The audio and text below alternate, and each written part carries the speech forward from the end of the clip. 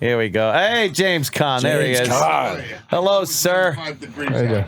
Is it? I'm freezing my ass off. It is. I'm not here. Summer's over. Hey, which one of you guys is friends with with Mark Cullen? Any one of you guys? Mark, Cullen. I know the Cullens. Yes. Jimmy. Rob Cullen.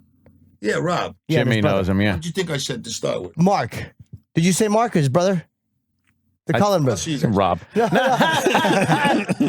Yeah, no, I know him. No, that's it. No, then I'm in the wrong show. No, I said I do know. He said he was a good friend. That can't be you. Rob Cullen, yeah. No, if you say I know him, that would indicate that you're really not like a good friend. No, I am. Rob Cullen, his brother, I think his name is Mark. Do one of them produce your show? True. Yeah, the showrunner. Oh, okay, yeah, then I do know I'm that. doing TV, so maybe No, it's me, I Jim. thought you go whoopee do because he said make sure you say hello to I'm What's so your name? Jim Norton. Sure, that's him. Yeah. I'm just happy to see. I'm just happy to see James Caan. That's all. I'm very happy you're here. Yes. I kind of shocked you. Yes. I understand. I watched your show yesterday. I get it. A little bit. Oh, I got to put these things. A little Yeah. shocking. You don't have to. Yeah, yeah. You do whatever We're you in want. the same I room. swear to God, I walked out of the hotel. People thought I was in there. It's a little cold today for a T-shirt, James. Not when you're tough. Yeah, tough guy. Tough guy. Goddamn, you look great, man. Thanks. Not you, Jimmy. Oh, And this is without makeup too, bro. yeah. No, huh? I know. That's why we like you. You're very naturally handsome. Thank you very much. The show. Let's promote the show. It's called Yes. Back in the Game, and it premieres tomorrow night on ABC at 8:30. And I saw the pilot episode, which is you play the father of a girl and the grandfather of her son. And there's some really amazing dialogue considering it's ABC. TV has Oh, changed. no, we're going further. You're going for it. We're trying to move the show after the Kimmel show. I think it'll be like 12 o'clock. Yeah. ABC, we give them like 3 horrible things, figuring, well, they can only lose 2 of them. So I've heard that from everybody. They say that. They give them a couple of options that they know they're going to throw out just so they go to the one you wanted in the first place. With Disney, I mean, Yeah. and it's 8:30. We want to go on later, but these Collins, I mean, and the whole writing staff is great. And the cast is great. It's really fun. So I mean, I'm actually having a lot of fun with it, and You're encouraging. I mean, racial, terrible. I mean, and I play a guy who just doesn't give a crap. Yeah. I'm trying to create the most horrifying guy that was ever on television. Nice. Ever. Yeah. But with a heart. Oh, okay. So The heart. It's You like never see it. You know, deep down. you never see it. No, he raises his daughter like from the time she was 8, to as a guy. Right. Oh, He shit. lost his mother because he was a baseball player. He was like the second coming of Sandy Koufax for 11 minutes. He drank himself out of the league, blew his arm out. Oh, shit. Yeah. It's a pension. So he raised her as a girl to the point where he called her Junior. That's And healthy. there's a couple lines. He goes, what do you? And then she's forced to come live with me. She hates me. Where after she gets divorced with her husband, from her husband, as opposed to an elephant, and brings my grandson out, who I never called the right name, and Donnie. they move in with me, and he's just Wow. terrified. And every time the kid, I give him these life lessons. Some kids bully. I look, walk up to him, right. Flick your lick sticker over his arm. You see how he turns his head? The many times you hit him across the knees with his back.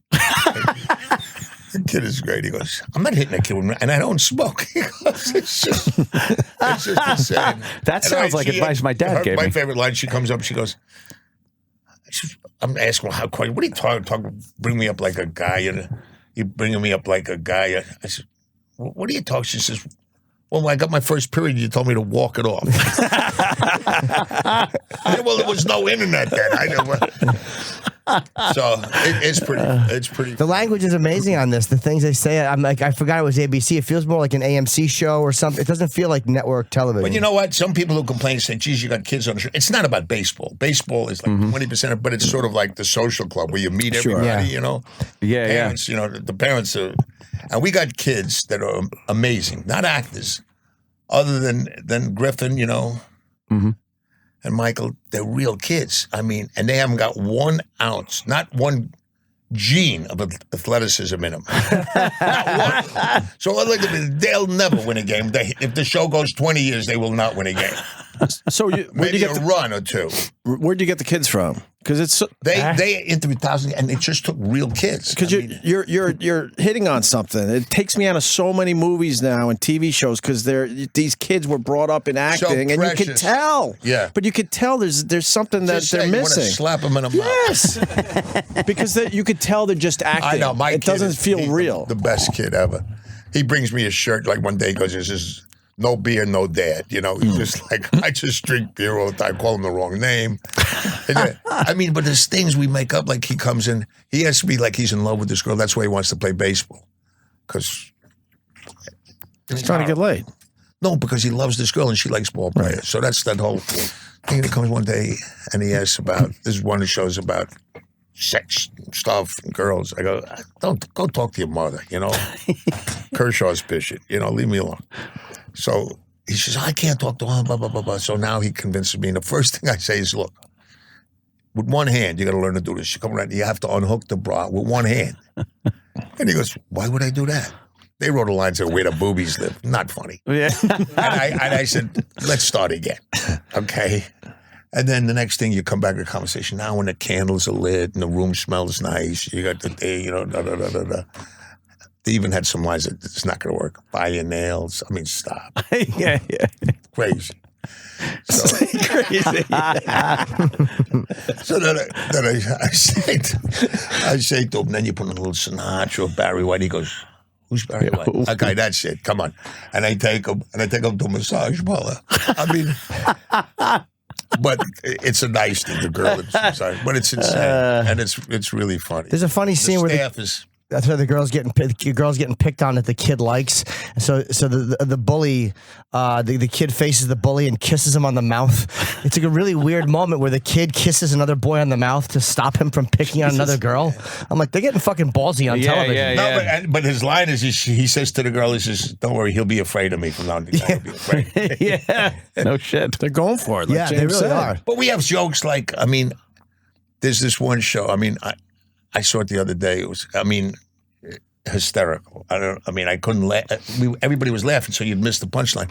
But the whole premise was that I'm so angry, I'm breaking things, I'm yelling at the kids. Some guy is flying one of them, you know, those phony helicopters around my field. Yeah. I go Black Hawk down.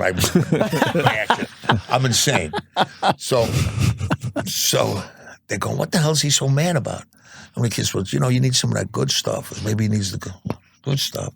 So they flash back, and I'm watching, like, From Here to Eternity. We got the clip, you know, when the wave rolls up and Yeah. they're kissing. And you say, that's the good stuff. So now they decide, we got to get them a date. So they go online, and then they send the kids out, like, in a shopping mall, you know, like, if they're wearing rings, forget it. If they have a cat, something, go for them, whatever, all these stupid things. So they fix me up with this nice girl, just starts it. And she tells me, come on, you got to be there. You got to meet Dottie, like, you know, in a half hour. I says, no, I'm blowing that off, Kurt, like pitching. And I got to finish this salmon jerky before it expires, you know. And I got a silver toothpick that I use because I save a ton of money on toothpicks. Do you wash it? I says, what am I, give myself something? Why do you think before you go? I mean, it's just really, so anyway, the upshot is I have this dinner, and my daughter introduced me, you know, this is Dottie Sanchez, and she's got a 20-year-old that lives over there, a 21-year-old, and she has a dog, this cute little dog she calls Kevin Klein, and da-da-da. And, Jesus. and then the woman says, yes, you know, when he was little, a little puppy, he had such a cute little face, I thought I'd call him Kevin Klein. I haven't said a word, and I just look at her, I go, and goodbye. And I get So I get this lush hooker. I bring her home. I mean, this girl is so funny. She's got one of them coughs, you know. I mean, just brutal. Just hanging out. I mean, just brutal. So she comes home. She comes to the house and sees me. She says, you got 2 cups of coffee? I go, don't wake her up, you know. Oh, shit. Now here she comes. You know. So like one of the lines is, what's the matter with her lungs? I go, Nothing wrong with her lungs. She held her breath like a dolphin. But it goes like, you know what I mean? Like, it's amazing, you know? It's awesome. I think you just saw other ones I go, and I couldn't believe it. I improvise every once in a while. Like my daughter comes in, she's got a sour face. There was no line between her walking in. She looked miserable. Sat down. I go, "What's with the face? You got a problem with your she-gina?" They go, "What?" They started laughing. Jimmy, you can't say that. Okay. You got a problem with your lady gina? I think it's the gina part. And I went like this, inner walls? No. They left it. They left she gina in because it was they did. Yeah, they thought, okay, that's not so bad. Right. Good for you. Had you Not better than inner walls. Right. Had you turned down network TV before, or is this something that you avoided for a long time, and now you finally saw a script you like? You know, the truth is there's this unwarranted stigma. You know, always listen. I turned Brian's song down 4 times for the wrong reasons. Man. But, you know, you got to behave the way the people who... are you ordering pizza, by the way? No, I was ready to take a picture of you because you're a legend. Oh. No, I mean, if you want, really I don't want need to know. anchovies. No, if you really need to know. I thought I was out with one of the, you know... I'm sorry. If you really need to know, you're a legend. I'm taking a picture. Some kind of sex gland, these girls now. You know, that like whenever they text... It's on the tip of the finger now. That's where the G-spot is now. James, smile. If we're going to do this, let's do this proper. So far, you guys have made me laugh, okay? Well, you're making us laugh, though. Yeah. Please. So the phone's down. So you turned down Brian's song 4 times. Why'd you turn it down? No, again, because it was a TV movie, right? You know, like at that time, it was like if you did television, you're out of the business. Right. Know? So you had to behave the way the people who are hiring you, who are running your life, the way they thought, you know? Mm-hmm. But then I'm so sick that I literally thought after 3 or 4 times, we're going to Rensselaer, we're going to work out the way. And I thought I was better than the back they had. I had a guy named Don Shai. And in my mind, I said, you know, I played a little bit, but very little. So I really thought I could make the team. And I was in the middle of every scrimmage. Oh, the producers were going crazy. Those guys killed me. I said, hey, after my 12 hits, 10 hits, I go, listen, I'm an actor. Leave me alone. Yeah, exactly. It's like, you know, phone, you know, butt kiss. I mean, just boom. Wow. But the same with this, you know, and my son started yelling at me. He goes, what are you? And the truth is, the pictures today, I mean, I've lost my ability to fight prehistoric monsters and jump from building to building, what have you. You know, I just, my birth certificate is not so good. There's not the stigma on television anymore. I don't get either. the girl. I accept that. So, you know, I'm not putting on any funny costumes. They don't look that good anymore. So, I mean, what's left are basically, you know, anything that I like. I did one with a great director named Guillaume Canet, who's married or lives with, but they're French. You never know the difference. Yeah. But Marianne Coutier, who's just brilliant, you know. And Zoe Saldana, Clive Owen, Billy Crudup. I mean, a great cast. So that was one. But the other 3 or 4 that I was forced to do, they asked me what the name of it was, and I said, what was the name of that picture? I called The Rent. Every one of them was called The Rent. I mean, just to make the money. I really like, you know, the integrity that you try to hang on to. You know, there's a point. I got 4 wives and 5 kids. I got to Jesus Christ. When you did The Godfather and you started shooting, and obviously that changed your life. How did Brando treat you? We got along great. Oh, you did? Oh yeah. Yeah. Before and after. I'd say anything and he'd laugh. I mean, it was just.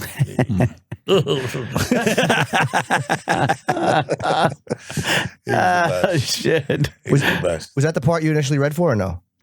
Was Sonny the part you originally went for, or did you go for? Had you gone in for another screen test first? No. That whole story is such bullshit. Nonsense. It is. When Francis got, I had done with Duval, who's like my oldest friend in the business, you know. Or in the business, maybe. One of the two. But when Francis got the picture, I was with the Evans at the time, and first they were looking at Garvis, who did see it, wonderful.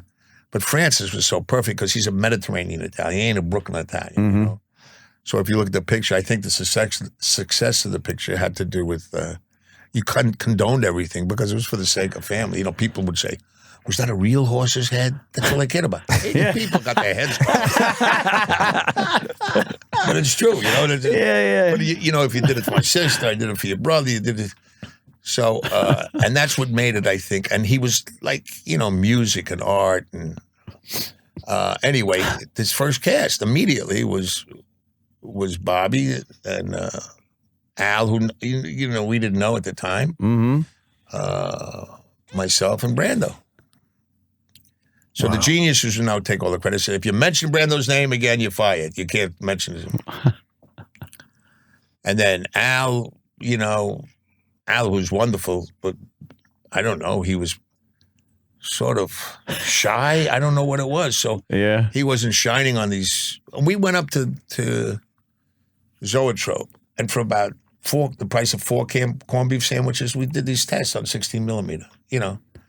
Eleanor, his wife, gave us a haircut with a bowl on the head. It was like a bad picture. That's unbelievable. Swear to God. Yeah. And so then we went home, see you later. It was the cast. Wow. Now all the stuff started. These people who think for a living, or get paid to think for a living, rather. They, oh no, you can't. No, we don't want Al. So about 2-3 months later, Francis is preparing everything, and he calls me one night. So it had to be about 3 a.m. Their time was. He goes, Jimmy. I said, what? I had done the Rain People with him already. And he says, then once you come in the test, I said, what, you got a Porsche you want me to drive around the block? He says, no, please, don't even go there. I said, please, just come in. So I go, and now all of a sudden I'm testing for Michael. I want you to play Michael. Michael? No, but I knew Francis. Francis was not one of these guys that hit and miss. This guy was like the best, At the time, other things, happen in life. He's still, brilliant. But then there was nothing better. But he had, visions. He wanted Michael to be the Sicilian-looking one, the authentic, and Sonny was the Americanized version of, so he had even the looks that he wanted. Wow, right? Yeah. So I knew that was wrong. And I made it was horrible. And then they tested the Bobby thing, and, and Puzo wrote a book, The Making of the Godfather. This is serious radio, right? Yes. Yeah. Go ahead. For it. So Go for it. So Mario in a book said if Caan had tits, he'd have played Kay. But I knew what Francis wanted. So at the end of the day, he'd sneak Al in again, and do that. They'd go crazy. They really didn't want Al. Wow. No, but here's the and every actor you can name was sitting in this room this huge room, sitting against the floor. It was disgusting. Wow. You name them. The big, with stupidest accents you ever heard. Italian, Irish, whatever. Didn't matter. They were all there. And after this all day at 10, poor Francis. And I go home. And then at one point they had this Carmen Caridi going to play me. I was going to play Michael. I was nauseous. Yeah. I go home. And then Ruddy and a girl that was one of the runners of Paramount at the time. Oh gosh. Anyway, senior moment. They came into and I said, stick this picture up your ass. All right. Wow. And yeah. Bobby says, I'm throwing him out of the 30-story window. I'm going. And I jumped on a train. I was in such a hurry. I'm not testing again. Jumped on a train and went and did this 10-day part that they made part of the deal. Jimmy, would you do this before you come to do The Godfather? So I did this picture in Chicago. And then that night they called back and everything was set. Wow. So basically my point is they spent, at the time now, $450,000, which is like $40 million today. Yeah. That's a whole movie budget. On tests. And they wound up with the same cast they had for the 4 that corned they beef started. sandwiches. When they started. Right. Corned beef sandwich. That's like a General Electric product. Progress is our most important product, When did you know the movie was going to be a masterpiece? When did you realize, holy crap, we got something? Never? No. Look, Because you never know officially. You could have a great cast and all that. Answer. Right. I knew, and which to me is a huge ingredient, that we all liked each other. I knew I was really good people, and we laughed, and that's. I don't care. You can go to movies, and I'm not one guy that says that. Like any other guy, either get moved, I don't get moved, I have a good time. I don't sit there and analyze it. But you can always tell inadvertently that the people are liking each other. I don't care what the subject matter is. Somehow it comes off the screen. So we had that. I had great actors with me. The head of every department, and this is all Francis is doing, like Dean Tavaleros was nobody. He became like, one of the great secretaries. Walter Murch became the sound guy in the business. Gordy Willis, became the. So every one of these department had Dick Smith, who's like a genius, you know, with special effect, makeup special effect. All these people were put together by Francis, you know. And they wound up being like amazing The top in their field. artists. Wow. Yeah. Wow. Yeah, that's a talent, being able to just identify the point, that yeah. he, you know. And how old was he was Francis smart at the enough to get time me, to be able to butt heads with a 33? studio like that? 33, and he's making a masterpiece. It's amazing. Yeah, yeah. What was Luca like as a person? The guy who played Luca, because you know I'm hoping he wasn't really like that guy. Oh yeah. Was he really that guy? Oh yeah. My friend who introduced me to him was here with me today, but he was, I mean, one of the great. I got so many great stories with Luca. I mean, he was the big, scariest son of a gun. Yeah, yeah. But when he's on a set, he was like a little girl, you know, like Really? and he talked like this, you know, very almost he had feminine moves, Really? you know. So, and this is genius of Francis. It's a Hilarious. good story, and you got a long, boring show. So. Absolutely. Believe me. Until you walked in, it was 3 hours of mediocrity. We need you to stay till tomorrow. So Lenny comes in. Now he weighs about 350, about 6'3". He had hands like shoe boxes. I mean, his ears were this big. I mean, his fingers like he was just. He was the Masked Marvel years ago in the wrestling world, which was like a famous wrestler. And anyway, you know, he did work with, you know, with some friends. They, you know, whatever their business was. Anyway, he was, you know, he was just one of the fellas, you know. Right. So now they see this guy. They go, "Oh my God, you know, it's Luca Brasi." So I think one of the first scenes we did, and he was like so scared. I can't explain it to you. His chest. I mean, they don't make clothes like that. So he had this dark, and he was a real black Italian, what they call black. He looked like, you know, this Indian. So he's walking around, and the first scene he had to come in the door. So I had a close up. The door opens, Brando's behind it, and he comes in. Luca comes in, and he says, "Don Colio, I am happy to be here on the day of your daughter's wedding. May your first child be a masculine one." Francis goes, "Cut." All right, Lenny, a little more. A little more something. Okay, boss. All right. Don Colio. I am, but that staccato thing, you know. Right. Now he grabs me on the side. Francis says, "Jimmy, do something." Do something. Me, I'm not even a scene. But he knows that I know. But my friend, you know, do something. What do you want me to do? Loosen him up. Do something. I don't care what you do, but do something. Loosen him up. So I take him over there. I take him to the corner and we're talking. I go, "Lenny, hey, come on, we gotta have some fun. We gotta make us laugh." What? He's got a tongue, you know, looks like, you know, a shoe. So I said, "Look, when you come in, right, it's a close-up. When you say, Don Corleone, stick your tongue out," and I put F-U on it. You say it. You can say it. Fuck you. No, far away. No. I put "fuck you" on his tongue. Yeah. And a piece of tape. But I said, "Come, let me put the..." "Jimmy, don't do this." "Come on, Lenny, stop. Please, don't do this to me like a little kid. Don't make me do this." I said, "Lenny, you got to do it. We got to have some laughs. It's just for laughs." "Well, this took 20 minutes. Please, I'm not. Don't make me call my friend." So anyway, he does it. They open the door and he goes, "Don Colio."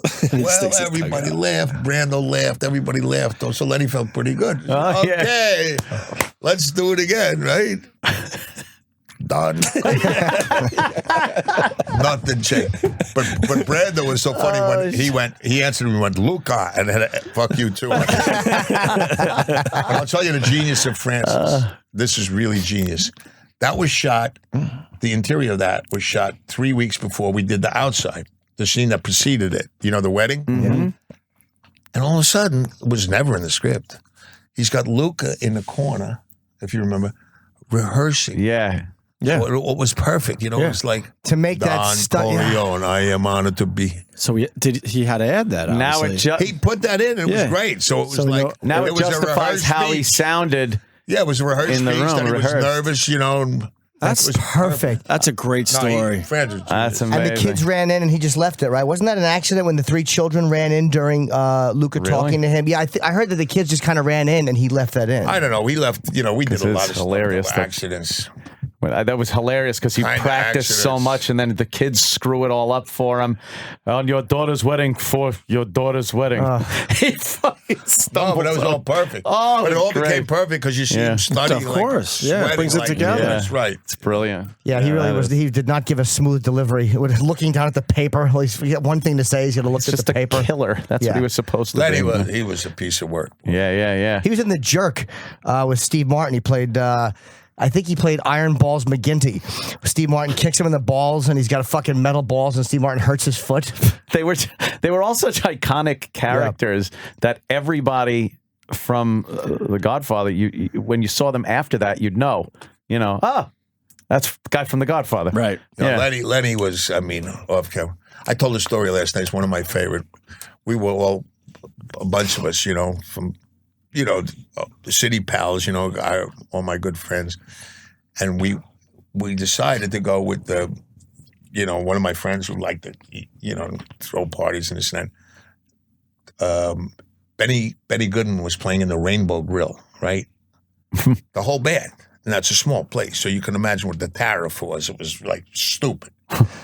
So Lenny was notoriously one of the cheapest guys.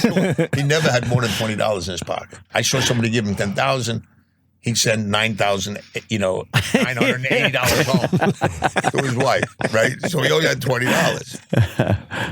So we go up to the Rainbow Grill. There's six of us, 6 of us at the table. And we're just having drinks, but it was a dinner show. But how do you pay Benny Goodman's band, So everybody's in tuxedos from Park Avenue paying. I don't know what happened. So all we had was a couple drinks, we listened to Benny Goodman, it was great, and this and that.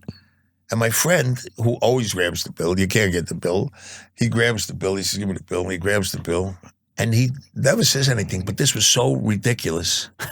He says to me, he says, Jesus, he said, well, these are phone numbers. He says, what, we buy this freaking place? So and then with that, Lenny overheard, he goes, I'll take care of it. Oh, no. And we both looked like, this is impossible. These not, especially after guys said, these are tough. What'd you say? He says, my friend says, just to see what would happen. He goes, yeah, go ahead, yeah. So now Lenny's sitting, and he had a glass full of ice. And there was like 7, 8 guys behind us with 3, 4 women. This huge table. Took the ice, just threw it over his shoulder, right in the middle of the table. There we go. He goes, hey, you dirty this and that, you never. And it took Lenny about a half hour to get up. He went, oh, and he stood up like that. He had 2 guys like holding him off the ground like this. Here come the manager, running over. Said, please, what are you doing?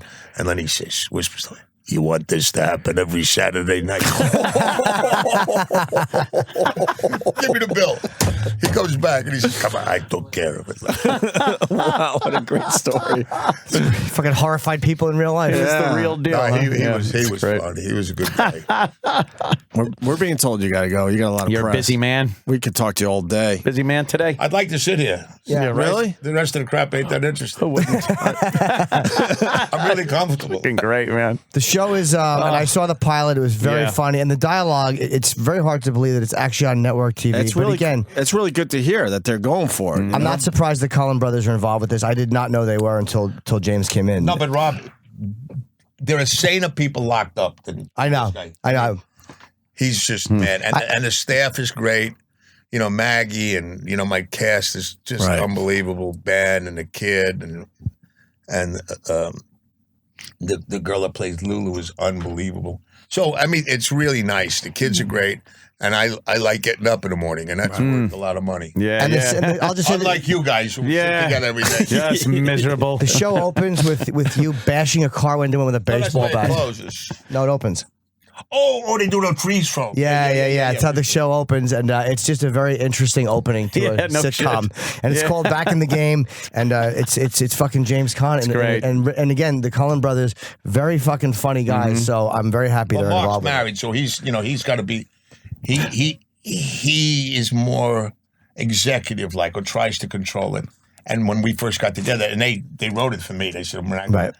And all I remember Mark saying, now I have 2 of them. James Caan, what This was a a pleasure, blast, man. Thanks so much. Well, thanks, guys. Great time. Thank you. I want you to come do my radio show. Oh, where's that? Not yet. I'm happy. Okay, all right. We'll do that. We'll do it for sure.